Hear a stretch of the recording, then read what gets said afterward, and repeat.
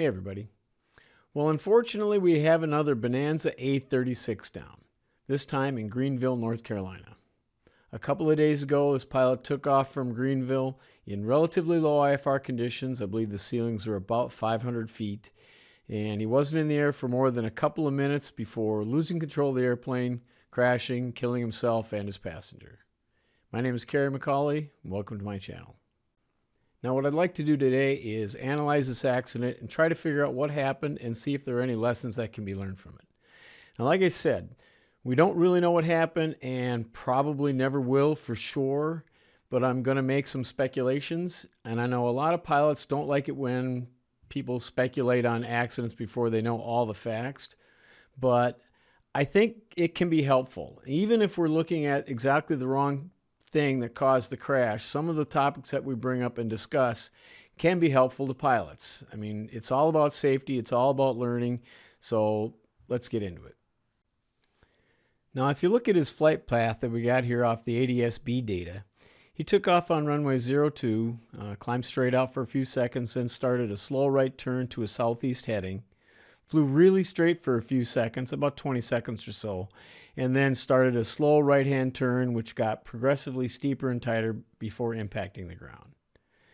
Now, after his initial right turn, he's flying really straight for about 20 seconds, which leads me to believe that the autopilot was engaged. Either that or he's doing a really excellent job of hand flying. After that, the turn starts. At which point, that's when I think the autopilot either kicked off by itself or he disengaged it for whatever reason. Now, my theory is that he suffered from spatial disorientation. He got the leans. He got into the clouds, did that slow right turn, came out of it, and that's when it started. Now, if he's got the autopilot on and he's got a really serious case of the leans and his body is telling him that he's still in a turn, it's possible that he kicked the autopilot off himself thinking that it wasn't doing the correct thing. It wasn't doing its job, and then tried to fix it while still suffering from spatial disorientation. Now, after that turn steepens up, you know, it really gets really tight. That is really a classic case of the death spiral. That happens when a pilot is suffering from the leans, the plane starts turning, and when you start a plane turning, its airspeed increases. It starts descending. Now, the pilot sees his airspeed decreasing. What's his natural inclination? Pull back on the yoke.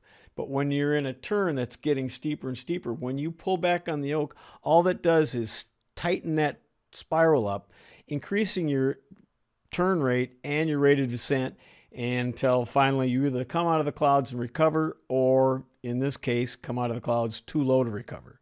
So that's really what it looks like to me. It's possible that he had the autopilot on and it captured the wrong thing. Maybe he had it set up wrong. Maybe it grabbed the wrong thing and started that turn back to the airport, at which point he kicked it off and lost control of the airplane. Not really sure, but it really looks like a classic death spiral to me. Now, over the years, I've had a lot of cases of the leans. The worst case was on a ferry trip I had about 30 years ago. I was ferrying a Beech 99 from Finland back to the United States, and on the third day of the trip, I was departing a Calumet from Baffin Island, and I took off in a low overcast. I believe it was about 200 feet overcast.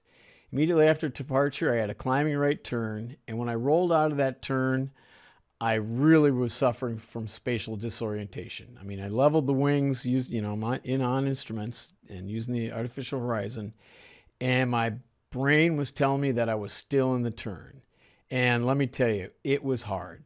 It took all my concentration to just stare at that artificial horizon and make that plane fly straight. I mean, it seemed to me while I was doing it that while I was holding the yoke, that I was physically having to drive this artificial horizon, drive those wings level. And it felt like if I let go of the yoke, the plane was going to immediately go into a hard turn. And I don't know if I had any time to do anything else but stare at the artificial horizon. I might have spared a couple of quick glances at the airspeed indicator and altimeter, but it was really, really hard. And that condition lasted for about 30 seconds or so. So I can definitely see how a pilot could lose control of the airplane in that situation.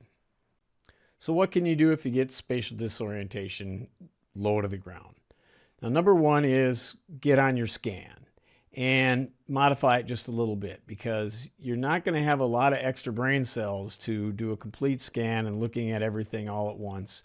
You're going to spend most of your time staring at the artificial horizon and keeping those wings level. Yes, keep track of your airspeed and your altitude, but mostly keep control of the airplane. Don't let it get into that spiral.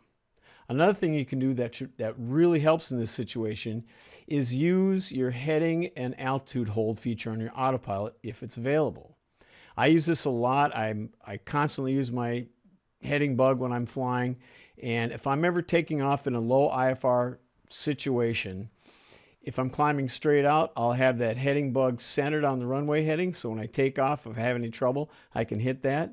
Or if I know I'm going to be doing a turn after departure, I'll set the heading bug to the heading I'm anticipating turning to. And that does two things. Number one, it's a good reminder of what heading you're supposed to be turning to. Number two is once you get on that heading, if you then go to engage your autopilot and you have any trouble, your heading bug is already set up so you can hit the heading bug feature and the altitude hold feature and get control of the airplane that way rather than 100% relying on your hand flying. Because remember, there's no timeout in IMC conditions, but if you can engage the heading and altitude hold feature on your autopilot, it might give you a little bit of time to get your head above water in a difficult situation. And another thing in regards to the autopilot, when you engage the autopilot, especially in a low altitude environment, monitor what the autopilot's doing very carefully for a few seconds or maybe more than a few seconds. Because if it's not doing exactly what you expect it to do, you need to turn it off immediately and get control of the situation. Don't turn away as soon as you turn on the autopilot assuming that everything's going to be fine. You're going to need to make sure it's doing exactly what it's supposed to be doing. And if you're having a hard time controlling the plane once you start hand flying, don't do anything else but control the airplane. Don't start switching frequencies.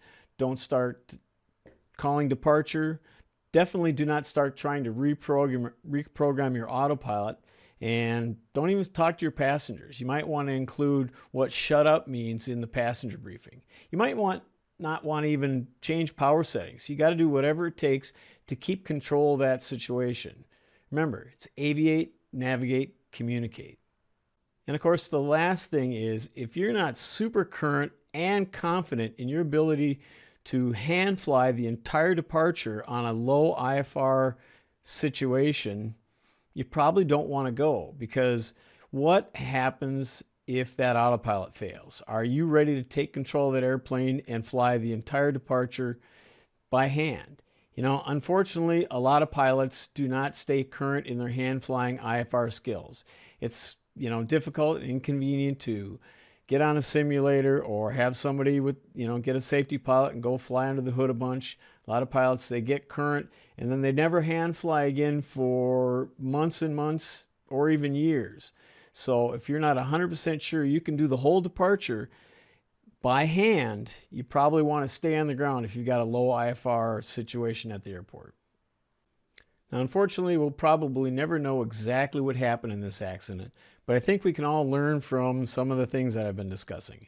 And by we, I mean all of us, myself included. So if you guys have any comments, please leave them in the comments section below. I'd love to hear what you have to say on this subject of hand flying, autopilots, and low IFR conditions. All right, well, that's all I've got for now. Thanks for watching, and as always, don't forget to keep your speed up.